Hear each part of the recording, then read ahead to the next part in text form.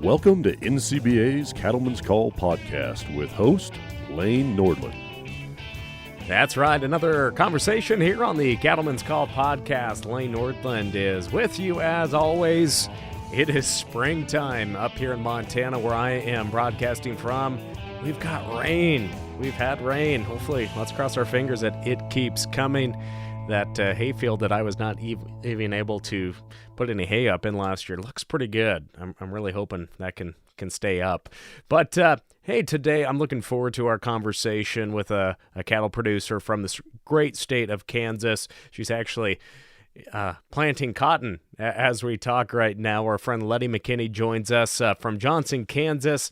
Her and her dad run cattle and grow crops, as we mentioned, and they also have their direct-to-consumer beef business, MC Meat Company. But Lettie, how are things out in the field today? Oh, they're going good. I'm trying to beat the rain, which is a good problem for us to have for once. So it's been pretty dry. Yeah, I can see a little bit of dust blowing there as you guys scratch that crop in. You know, I'm not too familiar with cotton. Obviously, we come from wheat and barley country and pulse crops in Montana. What's it like planting and what are the conditions to grow cotton, and what's that market been like for you? Yeah. The market's been kind of hit or miss. I mean, it was really good last year. You know, we were able to lock it in like $1.30. So we're actually new to growing cotton. This is only our second year growing it. So I'm still a newbie. If anybody on here is an old school cotton guy, don't shoot me or anything. But the price is actually really good for historical price cotton. And the biggest thing is just for our part of the world, since we're so far north, is getting it in early. That way we can get enough growing degree days, because cotton really loves heat and it really loves dry weather. So those are the two biggest things that is important when growing cotton. Well, thanks for sharing a little bit of information on that commodity that, again, I am not familiar with whatsoever. But, with that, obviously your family does have quite the history, though, in production agriculture. And really, on this podcast, that's one of my favorite parts, is just learning about people's experiences, whether they're multi-generational or first generation in agriculture. But let's just talk about your family's history there in Kansas agriculture. Okay, so we've been here since 1931 is when we founded our operation, and we're in very southwest Kansas. So we're about 30 miles from the Oklahoma state line and then about 10 miles from the Colorado state line. So we're pretty extremely, far west in the corner, but a lot of people think of the Flint Hills when they think of Kansas, but we're in the flat country with center pivots everywhere. But our operation is pretty unique because we're basically 50% farming and 50% ranching. And I think that kind of gives us best of both worlds, really. And it keeps us sharpened with everything. And we have a very high intense program where we utilize, basically all of our farm ground is utilized for cattle. And it's so essential, especially today's and age with inputs rising and everything like that. Bringing generations back home, it's important to capitalize on every acre. Historically, we've always grown wheat and corn. Those were our biggest cash crops that we grew. But now we've been doing our cotton and milo just because our environment changed, it seems like, in this area. So we've adapted. And then we just have a traditional cow-calf operation as well, and bring in yearling. Yeah, that's one thing too. Obviously, Kansas is the top winter wheat producing state in the nation, and some folks don't realize how big of a role wheat plays in cattle feeding as well, and in pasture grazing. And what are you hearing from your fellow producers statewide on that winter wheat crop? I know there's a tour going on across Kansas right now, and it doesn't look too good. Yeah, the only wheat I have seen in our area, that's really none. I haven't seen any.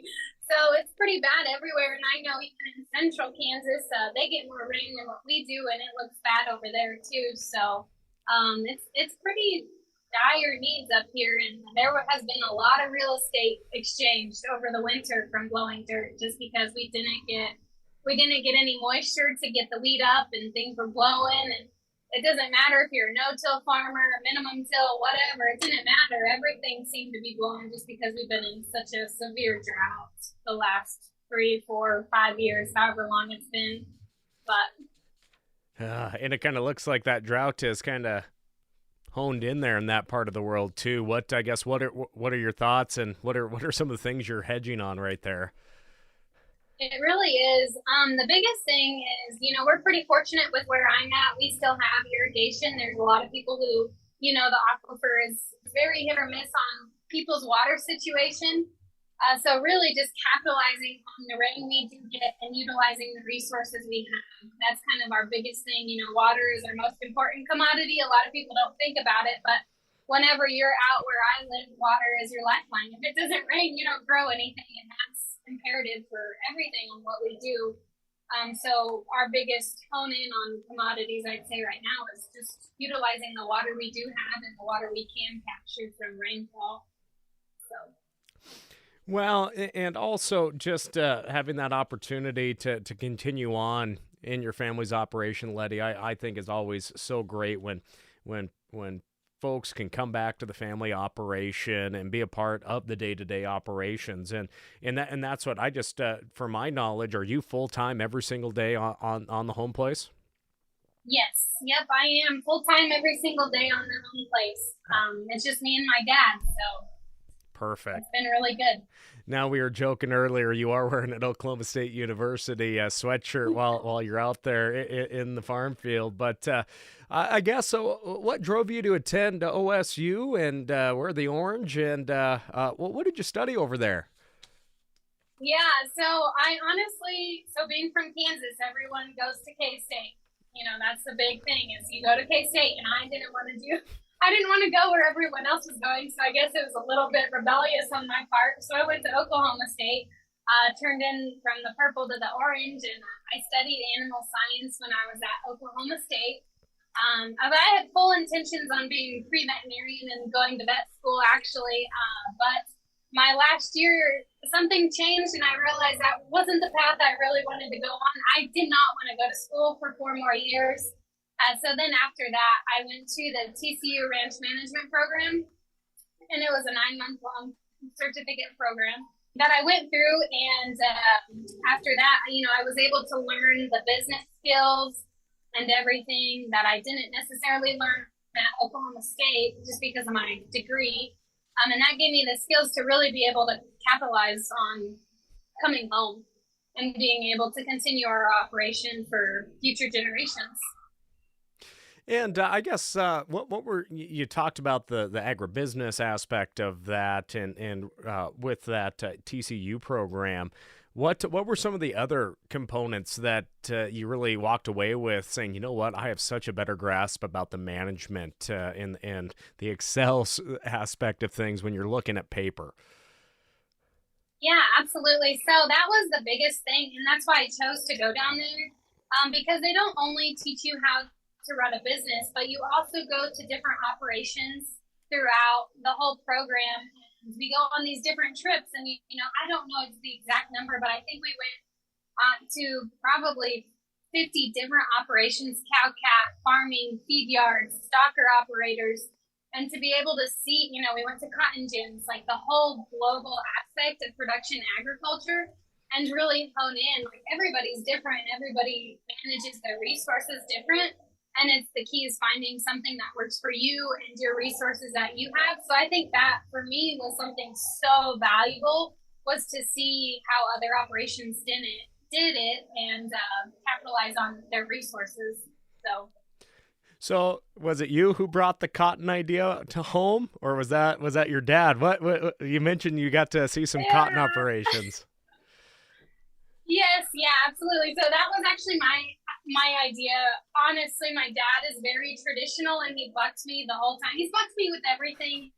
MC Bar Meat Co. Anything new I've brought back to the operation, he's like, oh, that'll never work, and that'll never work. And it's fun to watch because it's like you don't know until you try type of deal. So last year when I was looking at the budgets, running the numbers like I do every year, my dad is, we'll just plant corn. That's what we only know. We'll just corn on corn on corn. And I'm like, okay, Dad, but the market's not telling us to plant corn. So we need to look at something different. And we were suffering with our yields because of drought. Corn is very high in water usage. So we looked at cotton, and that's, my dad was like, well, I don't know a darn thing about cotton. And I was like, well, I don't either, but we'll sure learn. And that's what we did. We got agronomists to help us. And, you know, you don't know till you try. And we had a really good luck with it last year. So That's awesome. I love hearing that. And it's even better that you had a good first year with it, because that might have, yes, given him a notch on his belt to, So absolutely. I might have just been beginner's luck too. I don't know. Now, I also know that you had the opportunity to work in the feed yards too before coming home. What was that experience like? And because obviously from cow-calf to that next step in the supply chain of the beef life cycle, what was it like being in a feed yard and learning more and just, being boots on the ground in that aspect of livestock production? Yeah, absolutely. So I say the feed yard was the best and the worst time of my life, because the feed yard life is a grind.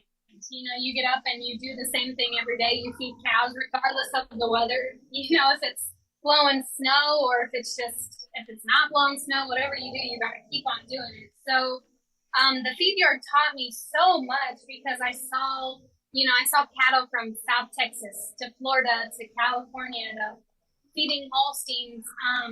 And I was able to see such a diverse operation and on such a big, huge magnitude, 100,000 head of cattle in a feed yard on some of them that I was in. And I took those skills that I learned in the feed yard and I was able to bring them back home to our operation and fully understand how to finish out an animal, because a lot of people, and I'm not trying to knock on other producers or anything like that, but it's a very different breed whenever you get into finishing beef and seeing what a fat animal looks like and trying to make it taste good. There is a whole art and a science behind it.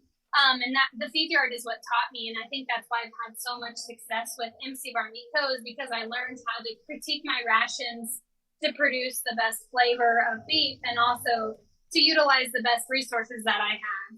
So I guess everything, because the feed yard taught me so much, really. Well, also, how did that maybe influence how you and your dad maybe make genetic selection in your cattle too? Because as you mentioned, you got to see cattle from Florida, Texas, all over. That's different. That's a lot of different genetic variants in how those cattle are going to finish up. How has that helped influence your cow-calf production? Yeah, it's honestly changed everything, because, whenever you go into the feed yard, we think, whenever as a rancher, we want to sell pounds of beef that we're weaning, so we want the biggest and the best calves, which is great. Like, yeah, I want to produce the biggest and the best calves, but on the same time on that stuff, I also don't want to have those replacement heifers that are the biggest and the best going into my cow herd. Because what I've learned is that really outsource our genetics and kind of mess up for where we're at. I don't need big framed, heavy heifers going into my cow herd just because of our grass. We're on short grass prairie, and I really need to match my cow to our environment. So it really changed up how we were doing things, and now we're able to run more cows on the amount of acres we have because of our genetics and just critiquing that conversion rate, and making sure we're very efficient at converting grass to pounds of beef. So, and then that obviously, and sorry, I misspoke when I spoke about your meat company. It's MC Bar Meat Co. Is that correct? Yeah, but it's MC Bar. It's our brand. So. Sorry about that I missed the bar, but going it's okay. into that aspect of diversification, when did you start the direct to consumer model? What were some of the struggles that you went through and that you learned from, and how do you keep that model going? I know I've spoke to a lot of folks that started direct to consumer, and in the last year they've got out of it. Let's talk about the struggles, the opportunities, and what the future looks like. Yeah, I actually started in 2018 before we've seen this huge influx in people doing direct sales. And honestly, before COVID, I'm like, man, this is hard. It is very hard to get into it. People didn't realize the importance of knowing your rancher, knowing your farmer. They thought they could go to the grocery stores and get beef anytime, anywhere. And honestly, COVID was definitely the best thing that ever happened to agriculture, hands down. I know it was a horrible thing. I never want to go through it. I don't think anybody wants to go through it again. But COVID really made people open their eyes so that they could see, hey, like my beef, there's no beef on the grocery store shelves. Where can I get my meat? And I think that's where producers really stepped up to the call of being like, hey, this is an opportunity, and able to, capitalize on direct sales. And I started MC Bar Meat Co. before I came home because I knew our operation couldn't it couldn't provide for me and my dad. It's really only a one family can pull from in a year, and without draining the business financially. So I started MC Bar Meat Co. before moving back home because I knew eventually that was where I wanted to go. I just had to get there, as baby steps, and there was a lot of sacrifice involved in growing something on the side and working a full-time job. But sometimes you got to do what you got to do. So. And like you said, 2020 hits. A lot of people jumped into that direct-to-consumer market. People were looking for beef. And as I mentioned, and we've had a lot of conversations on this podcast about the direct-to-consumer model with various producers from across the nation, but a lot of folks, they penciled it out, and they couldn't make it work anymore with the amount of time that it was going into it, processing speeds and whatnot. So again, being able, to have that head start in 2018, and I feel for the folks that have had to maybe step back from it, or maybe they're realigning their plan there too. Again, I don't want to be unsympathetic to people's hard work either, but I guess, can you maybe talk about that growth in your customers too, and kind of what cuts are the most popular? How do you get rid of your hamburger? We know that has always been an issue with how to get that product. An issue. Yeah, absolutely. So when I first started, I actually probably gave away more than I sold, and that was one of the things. I think I started out with 4 head of beef in my first year of actually what I sold. And then last year I sold right at 60 head of beef. And I know there's so many more people who are doing way more than I am. Kudos to them, because there's like a certain levels, that's what I can still maintain without hiring out and everything like that. So my biggest cuts are, obviously, it's so easy to sell a steak. Anybody can sell a good steak. That's what everybody wants. But like you were saying, the hamburger situation is super hard. And I still struggle with getting rid of my hamburger, but I've partnered up with like local food shelters to help, provide good beef for them. And that's just with my hamburger. And then also I've looked at, I'm actually in the process of getting more beef jerky made and beef bratwurst and summer sausage, some of those specialty cuts. The hardest part for me is I'm so remote, and it's 3.5 hours to the nearest processing plant facility per se that will actually do these specialty products. So you have to really hone in on, like, is it worth my time? Is it worth my fuel mileage? Everything, make sure all your expenses are inquired in that. But I think I'm getting ready to launch that actually here in a couple of weeks. Hopefully I'm going to pick it down, going to pick it up actually, and try to see how it goes. But those are just some of the different things to utilize to get rid of that hamburger. But you wouldn't think, everybody uses hamburger for everything, I thought, but it is always the biggest deal when trying to move that much hamburger, when you're producing that many beef, is getting rid of those pounds. So.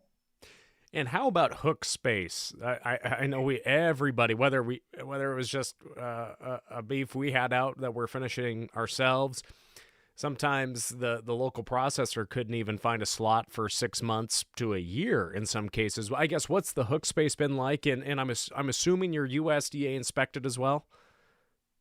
Yes, I am. Everything's USDA inspected just because I do ship as well, so it has to be. It's actually gotten a lot easier to get into the processing plants now, or the people that I use. Before you couldn't find anything. Excuse me, but now it's so much easier. I think there were a lot of grants that were pushed through the COVID thing of where packing plants could expand economically and help in on some of those costs that are so strong, huge to make a processing plant. So there's a lot more being processed, not in your traditional commodity aspect per se. There's a lot more mom and pop processing plants popping up. So that's really helped on being able to get into getting a kill spot in. So my processor that I use, I know they went from probably 4 head a day, and then they went up to 12 through these different grants. So they were just able to increase their capacity so much on what they were doing. So, Lettie, a question that I have just for folks that are interested in that direct-to-consumer model is how much time do you spend per week in, keeping sales up, delivering cattle, just trying to grow sales or maintain those current sales levels? How many hours are you putting into that? Yeah, I probably don't put as many hours as I should, but it's kind of the business model I started and I tweaked it over the years. But I really integrate what I'm doing day to day on farm and ranch operation into my marketing aspect, so it's easy for me to be able to communicate about stuff. I really try to focus on doing deliveries, honestly, probably once a week, and then I ship on Mondays or Wednesdays, depending on my dry ice situation and everything like that. So max, honestly, 2 days, but say I'm in the tractor, I can work on marketing for emails. So I've learned how to have a mobile office, which has been very imperative in everything I do, just because it's such a fast-paced business, and being able to share, like, that's ultimately what people want to learn on the marketing aspect is they want to know you, they want to like you, and they want to trust you. Those are the biggest things. Sorry, the tractor was beeping, but No those are the worries. biggest things, and that's, sharing about what you're doing every day. So planting cotton, that's a big thing on what people they just want to know what you're doing and how you're doing it. And I know for a lot of the older generation, that's a taboo thing. They don't want to know your business. You don't want to share your business, and that's fine, on different people. But there's an accountability aspect that we have to provide as producers now. And just having that visibility has helped my business tremendously, because people trust me and they know I'm not going to put anything on your table that I don't trust myself to eat it. So. Now, also with your customer base, as you mentioned, you do ship, and so you're going outside of the state of Kansas. Well, what does that customer demographic look like? Are there some key regions you're shipping to? Is it all over the U.S.? And, how can consumers find your product? Yeah, it's honestly, I don't have key regions that I ship to. It's kind of everywhere. I ship to Texas, California, Vermont, Florida, just basically all over the United States. And that's been huge. And every year is different. Like, I wish I could tell you this year my local customers are going to carry me versus like my online sales. Sometimes my online sales carry me, and then sometimes my local people carry me, and it just depends on the year. And I think having that flexibility in my business model has allowed me to be very successful, because every year is different. Just like in production agriculture, some years you might get record-breaking years, and then some years you might not. So just being able to keep it diverse and adjust as you need to is super important.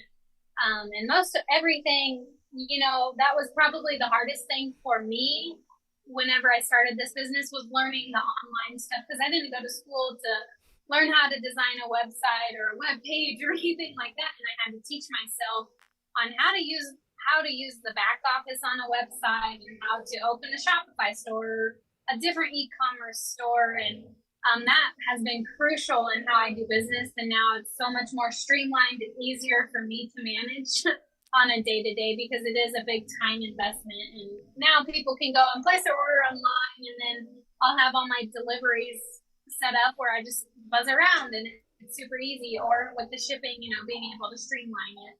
So. Well, that's cool. Thanks for sharing that aspect of your operation. And in another one, as you mentioned, some producers of that experienced generation, they don't like sharing too much. They don't even like people maybe even coming out and see what's going on your operation. But you've really opened the barn doors up literally with a wedding venue as well. Let's I want you to talk about this aspect of your business, but I want to know what it was like having this conversation with your dad about, let's help people kick off the rest of their lives by letting them, have the memory of the moment with their wedding take place at a wedding venue we own. What was that like? Oh yeah, my dad is like, this is so dumb. Why are we doing this? And I'm like, Dad, this is a perfect opportunity just because, in my area, there was absolutely no event venues, no anything, to be able to capitalize on some of these community events. So in 2020, I don't know why I opened up a wedding venue in the worst year to open up a wedding venue. But we decided, and the thing that spurred all of this was my sister was getting married, and she really wanted to get married on the ranch. And so we turned this old round top that literally housed protein tubs and salt and mineral. That's all. That's the only thing it was used for was that.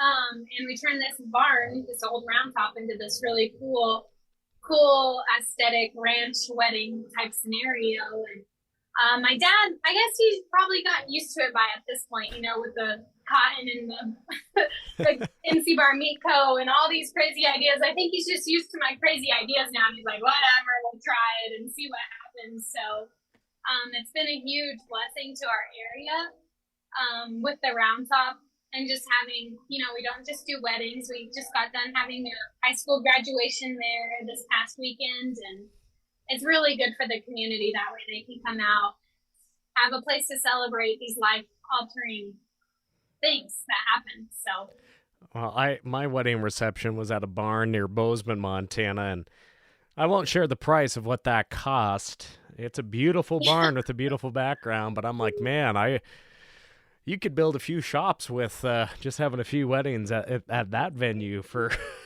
Yes, I'm sure. I am sure. But I guess with that, I mean, how many weddings have you had, or are you averaging a summer? I'm a lot, obviously, summertime, springtime, fall. Yes. Probably not in the wintertime much, but I guess what is that looking like? And how has the marketing maybe changed on that aspect of trying to reach someone that really, I mean, wants it in the countryside, but really may not be a farmer or rancher themselves? Yeah, absolutely. So my area, like I said, I'm very remote. And when I say I'm very remote, I mean, our nearest Walmart is 80 miles away.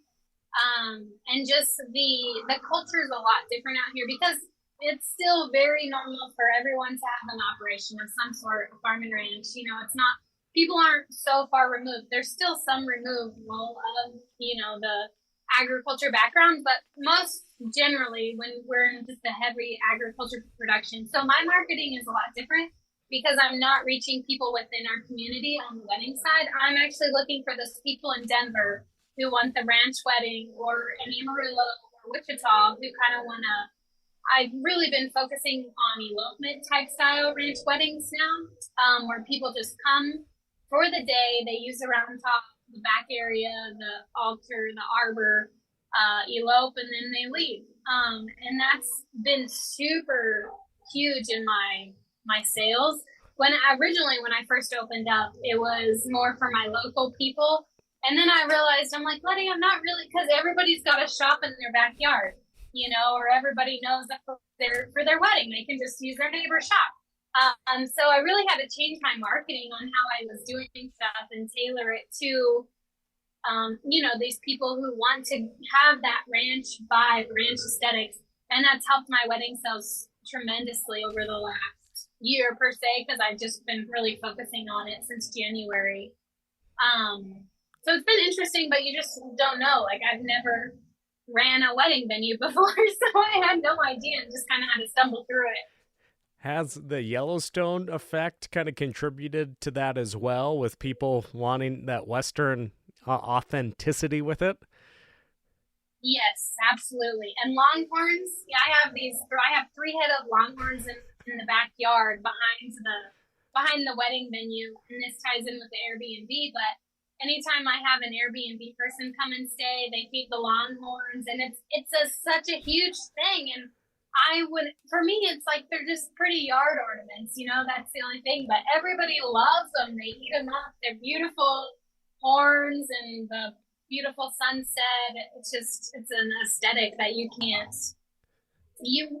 for us, we take it for granted because we see it every day. But for somebody who's never seen this kind of stuff or never had this experience, it's really awesome for them.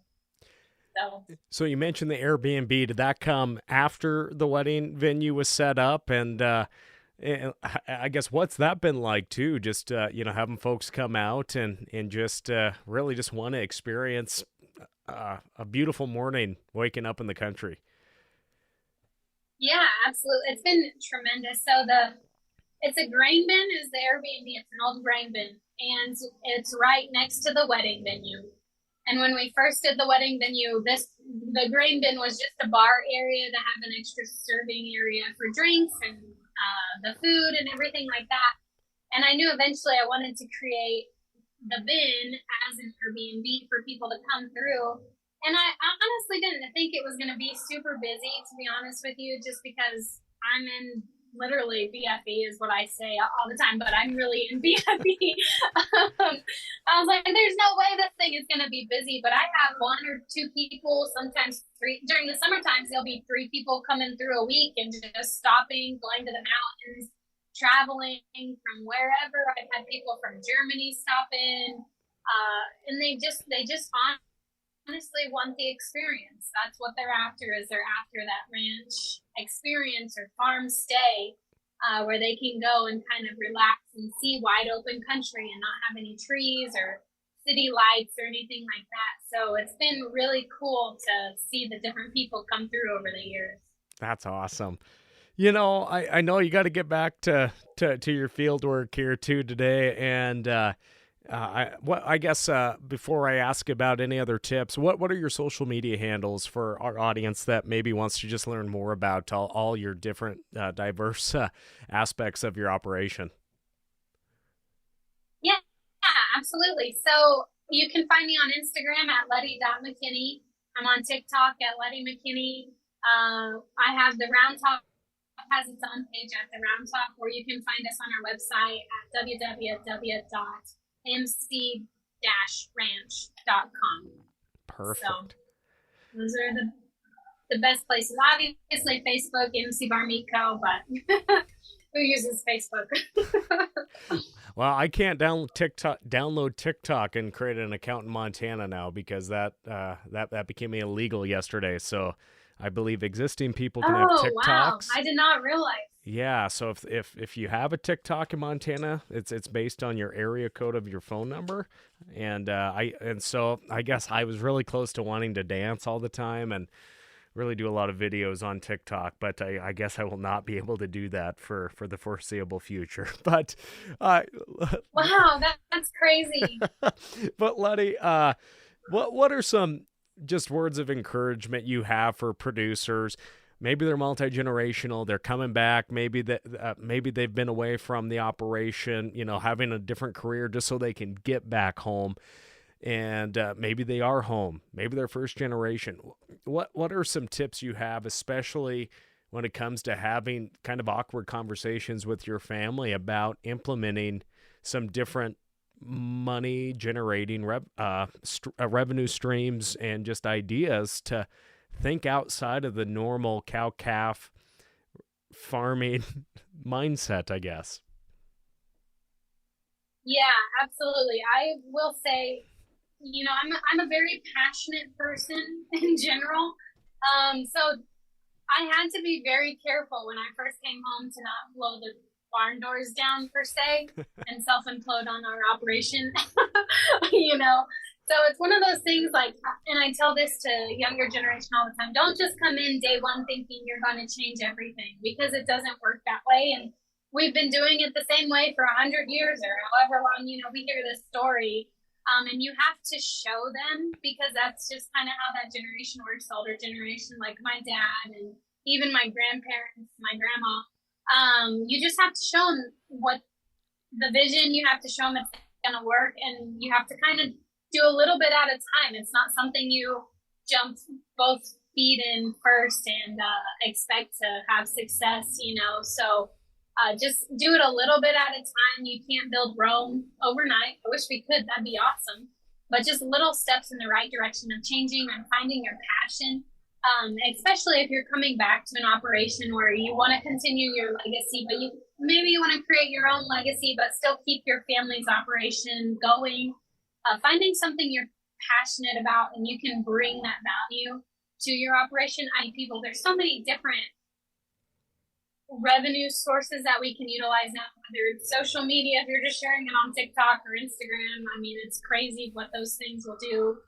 Or if it's selling beef, or if it's, you know, maybe you are a good photographer of some sort, and finding your niche and bringing it to your operation has been imperative for me, just to keep the creativity, but also still keep my family legacy going. So I think that's really great perspective and advice for so many of us. Lettie, again, I'll let you get turned around here and straightened out. But sorry. No, hey, you got stuff to do. I guess anything else you would just like to leave us with here today before we let you get back to planting cotton?